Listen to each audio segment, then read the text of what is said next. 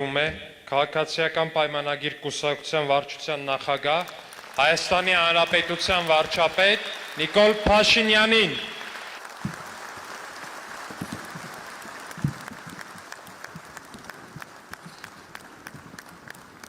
Շնորհակալ եմ շատ։ Քաղաքացիական պայմանագիր կուսակցության վարչության եւ վերահսկող հանձնաժողովի հարգելի անդամներ, հարգելի պատվիրակներ, հարգելի ներկաներ, ողջունում եմ բոլորիդ։ Փետրվարի 28-ից մարտի 29-ը մենք մեր ներկուսակցական քարոզարշավի շրջանակներում եղանք Հանրապետության բոլոր մարզերում եւ շփվեցինք Հայաստանի Հանրապետության քաղաքացիների հետ։ Այդ շփման ընթացքում ես գուցե այդ պահին ամբողջությամբ չի ընկալում, բայց հետո ինքս ինձ համար արձանագրեցի, որ տեղի է ունենում պատմական նշանակության իրադարձություն կամ տեղի է ունեցել պատմական նշանակության իրադարձություն, որը առարկայանում է բոլորիս աչքի առջև։ Եվ այդ իրադարձության պատմականությունը արձանագրվեց մարտի 28-ին Մալացիա Սեբաստիա վարչական շրջանում իմ եւ Հայաստանի Հանրապետության քաղաքացու մի խոսակցությամբ, որը տեղի ունեցավ ուղիղ եթերում։ Ընդ որում, այս խոսակցությունը կարծում եմ կուլմինացիան էր Հանրապետության տարբեր մարզերում, Երևանի տարբեր վարչական շրջաններում տեղի ունեցած խոսակցությունների եւ խտացումներ բովանդակային շատ կարեւոր մի երկխոսության։ Ես հարկ եմ համարում այդ երկխոսությունը ամբողջությամբ մեջբերել եւ դերաբաշխման ժանրով։ Ես ասում եմ, մոտենում եմ քաղաքացուն կամ մենք ընդառաջ ենք գալիս եւ ես ասում եմ, բարև ձեզ, ո՞նց եք։ Քաղաքացին պատասխանում է. շատ շնորհակալ եմ, շատ հարցեր կան, բայց ես մտածում եմ, այդքան հարցերի տակից ո՞նց պիտի դուրս գաք։ Ես պատասխանում եմ, ճիշտ եք մտածում։ Քաղաքացին ասում է. ես այնքան խնդրանքներ ունեմ, բայց չգիտեմ ինչքանով կիրականանա։ Ես արձագանքելով, սպասելով, որ քաղաքացին խոսելու է, ով կենցաղային կամ իրավական տարբեր խնդիրների մասին, ես իրադրության մեջ հետևյալ առաջարկն եմ անում քաղաքացուն։ Ես ասում եմ, խնդրում եմ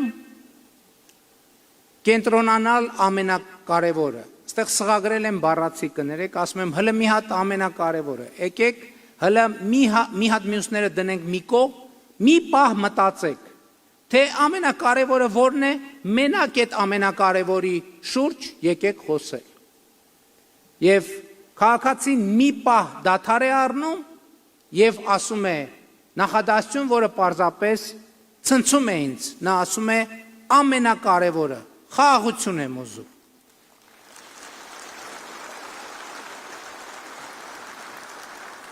Այս կամ այն կերպ, այսպիսի երկխոսություններ փետրվար-մարտ ամիսներին մենք ունեցել ենք տասնյակ, եթե չասեմ, հարյուրավոր քաղաքացիների հետ, բայց կարող է հարց ծագել, թե այս թվում է պարզ երկխոսությունը ինչով եւ ինչու է պատմական։ Իսկ պատմական եմ կարծիքով հետեւյալով, այդ խոսակցությունները վկայում են այն մասին, որ ժողովուրդը, Հայաստանի Հանրապետության ժողովուրդը ի վերջո իր սեփական հայրենիքում քաղաքականությունների եւ ռազմավարությունների օբյեկտից վեր է ածվել սուբյեկտի։ Մեր իրականությունը ունեցել է մի շատ կարևոր առանձնահատկություն, որը մենք կամ չենք նկատել, կամ չնկատելու ենք տվել։ Մեր պատմության մեջ գրեթե հազարամյակից ավելի մեր քաղաքականությունների եւ ռազմավարությունների ներշնչանքի ամենատարբեր աղբյուրներ են գոյություն ունեցել, ամենատարբեր։ Բայց այդ ներշնչանքի աղբյուրը ամենակիչը եղել է ժողովուրդը, նրա իղձերը եւ ներքին մղումները։ Ձևավորվել է մի, այսպես ասած, պայմանական էլիտար բովանդակություն, եւ այդ բովանդակությունը ինքը իրեն անընդհատ վերարտադրել է։ Ինքը իրեն անընդհատ վերարտադրել է, ինքը իրեն անընդհատ պարտադրել է, եւ այդ բովանդակությունը առնված են մի մեծ մասով միշտ օրգանական կապից զուրկ է եղել ժողովրդի հետ եւ սովորաբար օրգանական կապ է ունեցել արտաքին գործոնների, աշխարհքաղաքական գործոնների, գլոբալ գործոնների հետ։ Մենք պետք է խոստովանենք, որ այդպիսին էր նաեւ 2021 թվականի մեր նախընտրական ծրագիրը, որովհետև այդ նախընտրական ծրագիրը միջին վիճակագրական հայաստանյան պատմական նախընտրական ծրագիր էր, որտեղ մենք արձանագրել էինք ըստ էության կամ վերարտադրել էինք այն, ինչ որ այլևս շատ երկար, 1000 եւ ավելի տարի նորություն չէր։ Այդ նախընտրական ծրագիրը, գիտեք, գաղտնիք չէ, այսօր ընդդիմությունը մեզ հիշեցնում է դրա մասին, սկսած ամբողջությամբ տոգորված էր Ղարաբաղյան շարժման տրամաբանությամբ, սկսած դեօկուպացիայից, շարունակած այլ հարցերով եւ այլն, եւ այդպես շարունակ։ Ինչ տեղի ունեցավ հետո։ Հետո տեղի ունեցավ մի բան, որի մասին ես այս ամբիոնից խոսել եմ Կուսակցության 7-րդ հերթական համաժողովում, թե ինչպես մեր ժողովուրդը ըստ էության մեզ չպարտադրեց, այլ ըստ էության մեզ դրեց մի իրավիճակի մեջ, որտեղ ի վերջո մենք ընտրություններում իր մանդատը ստանալով Հայաստանի կառավարության ծրագրում արձանագրեցինք Հայաստանի եւ տարածաշրջանի համար խաղաղ զարգացման դարաշրջան բացելը, այնուամենայնիվ արտահերթ ընտրությունների արդյունքներով ժողովրդի առաջ կառավարության ստանձնած մեծագույն առաքելությունն է։ Ես անընդհատ հիշում եմ այդ տեսարանը, ես երբեք չեմ կարող մոռանալ այդ տեսարանը, երբ որ 2021 թվականի արտահերթ խորհրդարանական ընտրությունների մեր հանդիպումներում ես տեսնում էի, առաջին շարքերում տեսնում էի միջինից բարձր տարիքի կանանց, որոնց մասնակցությունը սովորաբար քաղաքական գործընթացներին մեր իրականության մեջ ընդունված չէր։ Այդ տեսարանը ինձ համար շատ կարևոր էր եւ այդ տեսարանը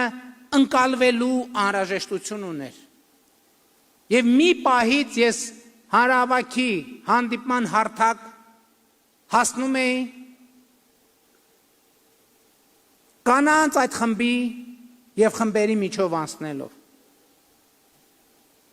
Եվ անդադ լսում էի մի բառ. խաղաղություն, խաղաղություն, խաղաղություն, խաղաղություն, խաղաղություն, խաղաղություն։ Եվ այդ բառը կանխորոշեց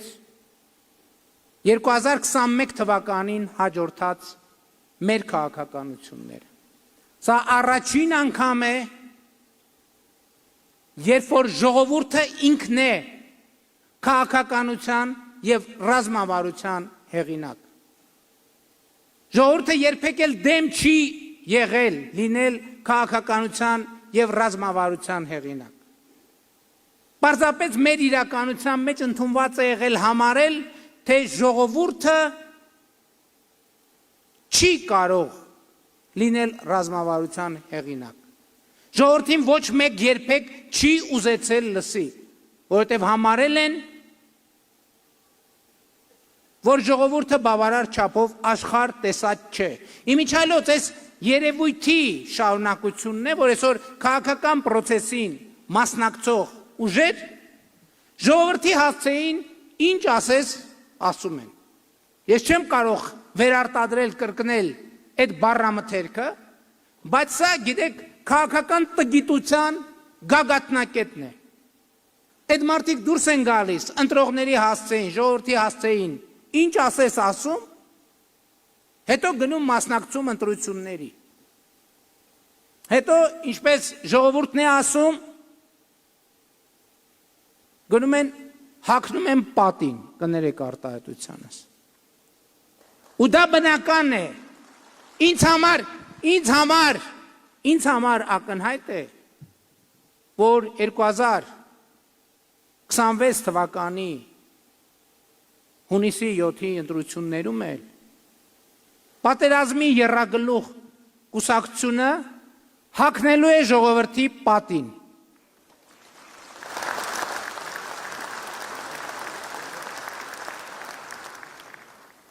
Եվ այդ պատերազմի եռագլուխ կուսակցությունից մեծ կտորը մնալու է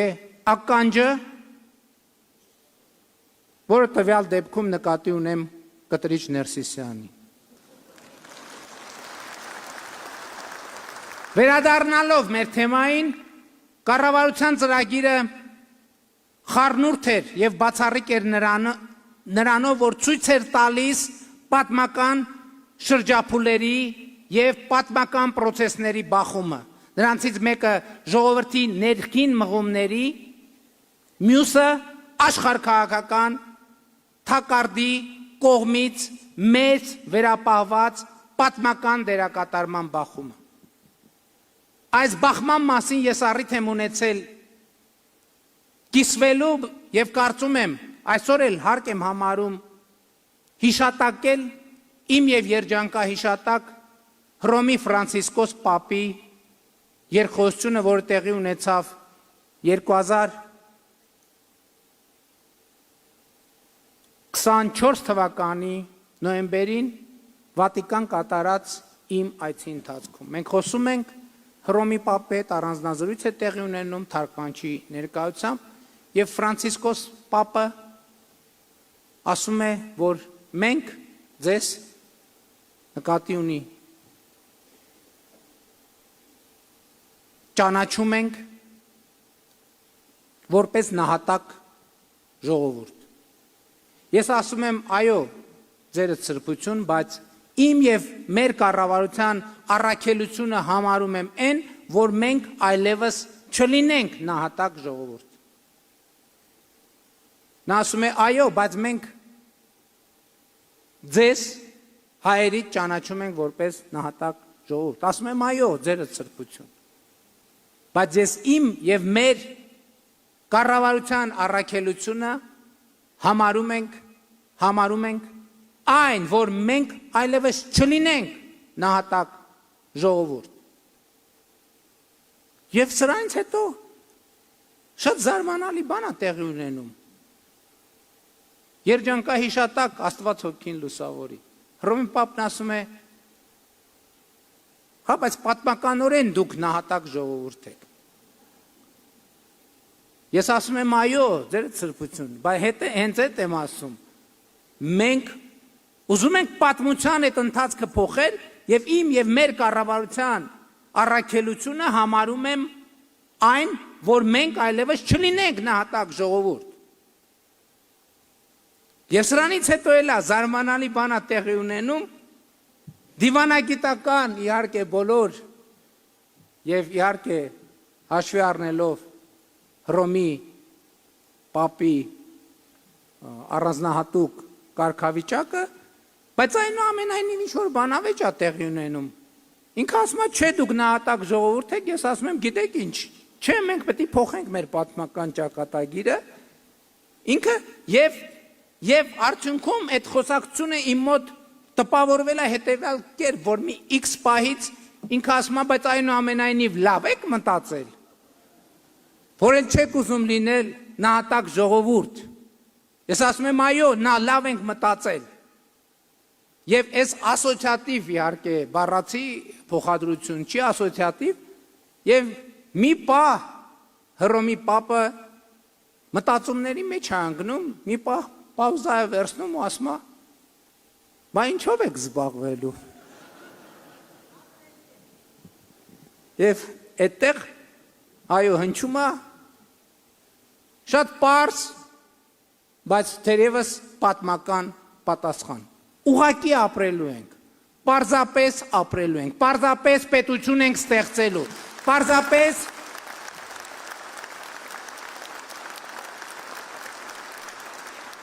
Եվ այստեղ է, որ քաղաքացիական պայմանագիր կուսակցությունը ունի պատմական առաքելություն։ Հայաստանի Հանրապետության ժողովրդին առաջնորդել դեպի սովորական, բարեկեցիկ, ազատ, ինքնիշխան, պետականակենտրոն, սովորական կյանք, ուղղակի սովորական կյանք, ինչպես Եղիշե Չարենցն էր ժամանակին երազում կամ ձևակերպում, երկիր, որտեղ մարդիկ, սովորական մարդիկ ապրում են սովորական կյանքով, որովհետև մինչև հիմա մեր պատմական փորձը ուրիշ բանի մասին է եղել։ Այդ էլիտաներն են, որ ապրել են սովորական մարդու սովորական կյանքով։ Իսկ ժողովուրդը կրել է զրկանքներ, մաքարել է, քարից քամել է հաց եւ լուռ ու մունջ տարել է նահատակի իր պատմական դերակատարումը։ Հենց այսա պատմական փոփոխությունը եւ առանձնահատկությունը այն է, որ մենք այլևս կարիք չունենք երազելու կամ սպասելու այդ պատմական փոփոխությանը։ Այդ պատմական փոփոխությունը այստեղ է, հիմա է, այսօր է եւ միակ բանը, որ մենք պիտի անենք, պիտի պաշտպանենք այդ պատմական փոփոխությունը, պիտի պաշտպանենք Հայաստանի Հանրապետության ժողովրդի սովորական, երջանիկ, բարեկեցիկ, խաղաղ եւ ազատ կյանքով ապրելու ոչ միայն իրավունքը, այլև հնարավորությունը, որը այսօր է այստեղ է, այն պետք է նկատվի, այն պետք է պաշտպանվի եւ այն պետք է ունենա իր տերը իդեմս Հայաստանի Հանրապետության քաղաքացիների։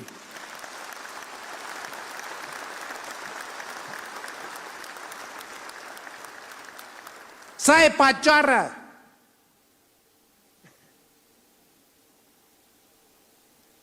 որ մենք իրականում չենք կարող խուսափել մեր քաղաքական,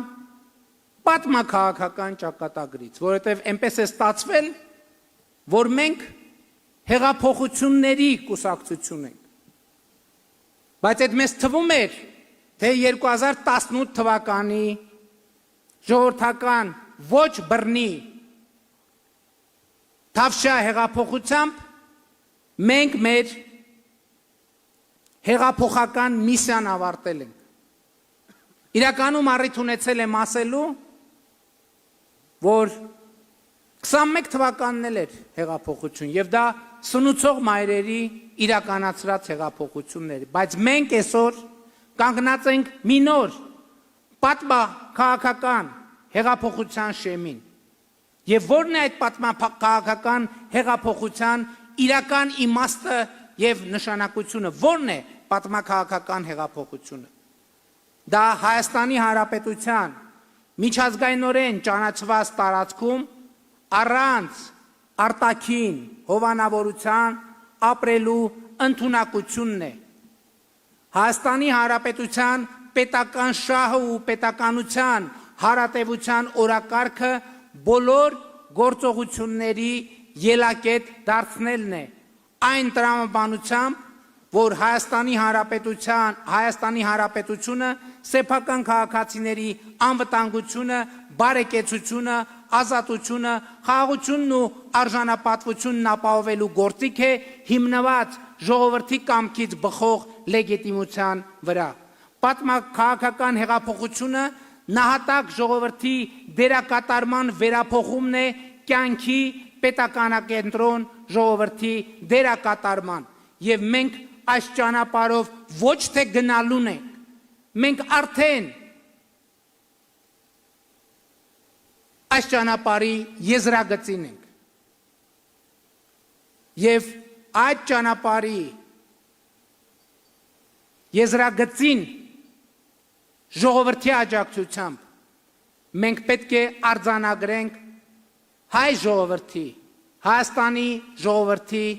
պատմական ճակատագրի վերափոխումը։ Եվ ես որևէ կասկած չունեմ, որ դա տեղի է ունենալու։ Պետք է արձանագրել նաև, որ իհարկե այս process-ը արժանանում է եւ արժանանալու է մեծ դիմադրության։ Եվ մեծ դիմադրության հեղինակները հայտնի են, դրանք պատերազմի կուսակցությունն են, որի մասին եւ որի ասացների համատեքստին ես բազմիցս առիթ ունեցել եմ անդրադառնալու, այսօր էլի ուզում եմ խոսել մի մասին, որը չափազանց կարևոր է ասվածի համատեքստում։ Մենք կամք ենք ունեցել ասելու եւ մեր վրա վերցնելու պատասխանատվությունը չշարունակելու Ղարաբաղի շարժումը։ Որովհետեւ մենք ի վերջո այս ծանր ճանապարհը անցնելով արձանագրել ենք, որ Ղարաբաղի շարժումը ինչպես իմիջայլոց, ինչպես խոսել եմ վերջերս ազգային ժողովում, նաև մեր պատմության շատ հայտնի էջեր, սկսած Սան Ստեֆանոյի կոնֆերանսից շարունակած Բերլինի կոնֆերանսով եւ այլն, թվում է թե հայ ժողովրդի ի նպաստ կայացվող որոշումներ են։ Բայց իրականում, ինչպես մեր պատմագիտությունն է արձանագրել, դրանք ընդհանրապես աշխարհաքաղաքական թակարդներ էին, որոնք բոլորս գիտենք, թե ինչ ամփոփում եւ ինչ ավարտ են ունեցել։ Բայց ես էլի ուզում եմ ասել, որ շատ կարևոր է քաղաքական եւ սոցիալ հոգեբանական առումով չքմեղանալ եւ ուժ ունենալ պաշտպանելու մեր այս որոշումը, որովհետեւ բոլոր են պնդումներին, որոնք ասում են, թե Ղարաբաղը մերն էր, բայց այլևս մերը չէ, այդ պնդումներին մենք հստակ պետք է հատկադարձենք, որ իրականությունը այլ էր, այդ Հայաստանի Հանրապետությունը մերը չէր եւ այլևս մերն է։ Հայաստանի Հանրապետությունը մերը չէր եւ այլևս մերն է, որովհետեւ Հայաստանի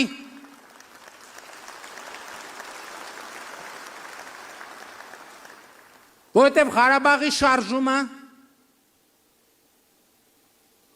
ընդամենը լծակ էր Հայաստանի Հանրապետության կայացումը թույլ չտալու համար։ Մենք բոլորս, ես հիշում եմ իմ առաջին քաղաքական ելույթը Ազատության հրապարակում։ Դա տեղի է ունեցել 2007 թվականին։ Այդ ելույթը եղել է ներշնչված եւ ըստ էության Ղարաբաղյան շարժման մասին։ Հայաստանի Հանրապետությունում գործող առնվազն մեր կուսակցությունում ակտիվ քաղաքական գործիչների զգալի մասը, մեծ մասը, եթե չասեմ բոլորը, ծագում են հենց Ղարաբաղյան շարժումից։ Բայց հենց այստեղ է առաջնորդության առանձնահատկությունը։ Երբ որ դու կարողանում ես ինքնահայեցման, ինքնակննադատության, պատմական եւ աշխարհաքաղաքական համատեքստերը հասկանալով քո առաջնորդությանը վստահված պետությունը եւ ժողովրդին դուրս բերել աշխարհաքաղաքական թակարդներից։ Մենք Հայաստանի Հանրապետությունը դուրս ենք բերել աշխարհաքաղաքական թակարդից։ Եվ մենք Հայաստանի Հանրապետությունը, ինչպես եւ խոստացել ենք մեր ժողովրդին, հասցրել ենք խաղաղ հանգրվանի, խաղաղ նավահանգստի։ Եվ մենք պետք է հպարտանանք այս առաջնորդությամբ, որովհետև այսպիսի բան անելը ամեն քաղաքական ուժի եւ ամեն քաղաքական խմբի հասու չէ, ամեն քաղաքական ուժի համար տանելի չէ։ Մենք անցել ենք դժոխքի միջով։ Մենք մեր ժողովրդին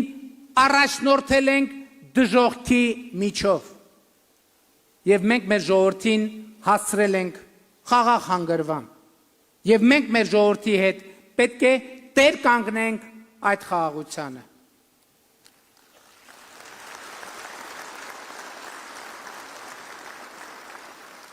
Հաջորդ կարևոր արձանագրումը, որին մենք պետք է անդրադառնանք, հետևյալն է։ Ի վերջո, խաղաղությունը կա, թե չկա։ Որտեվ պետք է անդրադառնալ սրան։ Եվ պարզաբանել, թե ինչի մասին է խոսքը։ Խաղաղությունը իհարկե հաստատված է, եւ խաղաղությունը այստեղ է, այսօր է, հիմա է։ Բայց մենք բոլորս պետք է մեզ հաշիվ տանք հետևյալում։ Խաղաղությունը նոր է, նորածին է, խաղաղությունը խնամքի կարիք ունի։ Երեխայի հետ համեմատությունը ամենևին էլ չափազանցություն չէ։ Երբ երեխան ծնվում է, նա մի օրական է, 2 օրական է, մի ամսական է, 6 ամսական է, մի տարեկան է, նա կա, նա ծնվել է, նա իրականություն է, բայց նա խնամքի կարիք ունի, նա հոգատարության կարիք ունի, նա ամրանալու, ոտքի կանգնելու, ավելի ու ավելի վստահ քայլելու կարիք ունի։ Եվ այս ընտրությունը 2026 թվականի հերթական խորհրդարանական ընտրությունը հենց սրա մասին է։ Կա արդյոք այս նորածին խաղաղությանը խնամելու պատրաստ հանրություն եւ պետություն։ Կա արդյոք այս նորածին խաղաղությանը ոտքի կանգնեցնելու, փայփայելու պատրաստ պետություն, հանրություն եւ ժողովուրդ եւ քաղաքական առաջնորդություն։ Եվ պետք է առանց սեթևեթանքի ասել, արտահայտել մեր վստահությունը, որ Հայաստանի Հանրապետությունում կա այդպիսի քաղաքական ուժ եւ Հայաստանի Հանրապետությունում կա այդպիսի հանրություն եւ Հայաստանի Հանրապետությունը այդպիսի պետություն է իր քաղաքացիների ամբողջությամբ իր ժողովրդով։ Եվ այս է պատճառը, որ մենք որոշել ենք առաջիկա խորհրդարանական ընտրություններին մասնակցել ահա այս կարգախոսով,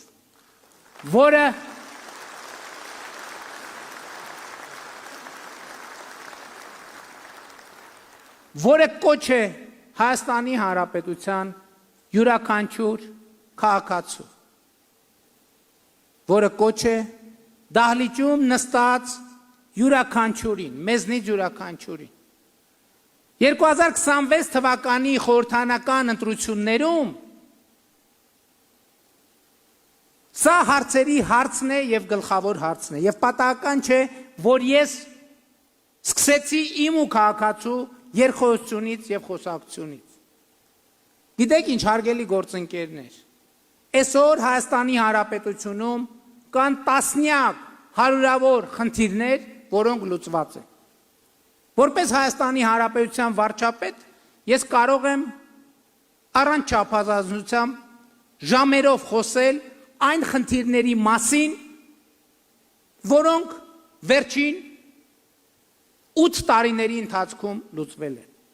Որպես Հայաստանի Հանրապետության վարչապետ ես կարող եմ խոսել բազմաթիվ խնդիրների մասին, որոնք դեռ սպասում են իրենց լուծմանը։ Բայց ես ուզում եմ վերադառնալ մարտի 28 Մալացիա Սեբաստիա վարչական շրջան Երևան մայրաքաղաքի եւ կրկնել այս երկխոսությունը որպես մենախոսություն եւ պատվիրակել այս երկխոսությունը որպես մենախոսություն կամ երկխոսություն, որը վարում ես ինքդ քեզ հետ, դահլիճում նստած յուրաքանչյուր պատվիրակի եւ Հայաստանի Հանրապետության յուրաքանչյուր քաղաքացու եւ յուրաքանչյուր ընտրողի։ Իսկ երկխոսությունը հետեւյալն է։ Ես այնքան հարցեր ունեմ, բայց չգիտեմ ինչքանով կլուծվեն այդ հարցերը, ինչքանով իմ խնդրանքները արձագանք կստանան։ Սրանի պատասխան հələ մի հատ ամենակարևորը։ Եկեք հələ մի հատ մյուս բոլոր հարցերը դնենք մի կողմ, մի պահ մտածենք, թե ամենակարևորը որն է։ Մենակ այդ ամենակարևորի շուրջ եկեք խոսենք։ Որից հետո հնչում է ակնհայտ եւ անխուսափելի պատասխանը։ Ամենակարևորը խաղաղություն եմ ուզում։ Ամենակարևորը խաղաղությանը տեր կանգնելն է, այլևս կարիք չկա ուզելու։ Խաղաղությունը այսօր է, այստեղ է, հիմա է։ Եվ մենք բոլորս Հայաստանի Հանրապետության քաղաքացիների գլխավորությամբ եւ քաղաքացիական պայմանագիր կուսակցության առաջնորդությամբ պետք է տեր կանգնենք խաղաղությանը, փառք նահատակներին եւ կեցե Հայաստանի Հանրապետությունը, կեցե Հայաստանի Հանրապետությունը։